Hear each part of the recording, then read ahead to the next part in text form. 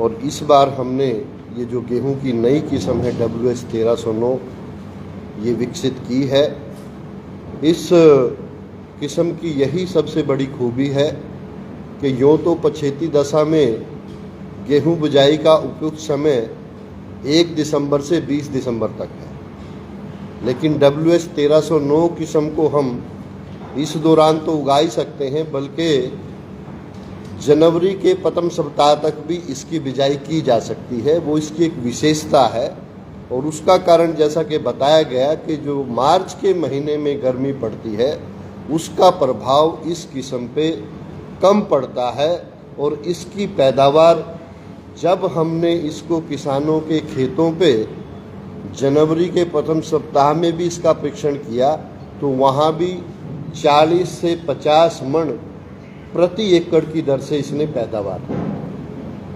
यदि इसको हम सिंचित क्षेत्रों में उपयुक्त समय पे लगाएं तो इसकी जो पैदावार है वो 54.4 क्विंटल प्रति हेक्टेयर है और अधिकतम पैदावार जो है वो 64.5 क्विंटल प्रति हेक्टेयर है। दूसरी जो खूबी हमने जब किसानों के खेतों पे इसको उगाया, आप कहेंगे कि इससे पहले जो हमारा चेक है वो WH 1124 है, जिसकी पैदावार औसत पैदावार 48.2 क्विंटल प्रति हेक्टेयर है। उसकी अपेक्षा में WH 1309 की जो औसत पैदावार है वो 54.3 क्विंटल प्रति हेक्टेयर है। अतः यह हमारे चेक से लगभग 12.7% अधिक पैदावार देने वाली किस्म है।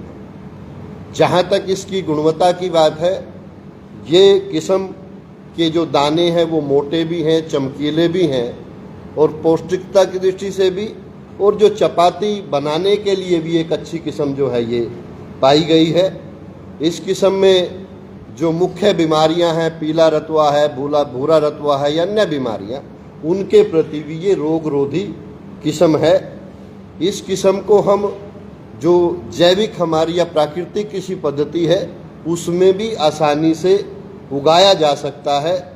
यदि मैं खाद की मात्रा की बात करूं तो इस किस्म में 150 kilogram nitrogen, 60 kilogram phosphorus, 30 kilogram potash व 25 किलोग्राम जिंक सल्फेट प्रति हेक्टेयर की दर से आवश्यकता होती है।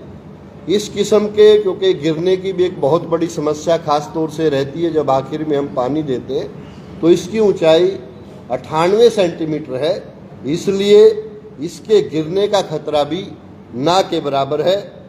ये किस्म मैं मानता हूँ कि पछेती दशा के अंदर एक वरदान साबित होगी और इस वर्ष का जो अप्रत्याशित मॉनसून है या ज़्यादा बारिश है, ऐसे क्षेत्रफल जरूर रहेंगे जहाँ पे हमारी खेत बत्तर नहीं आ पाएंगे।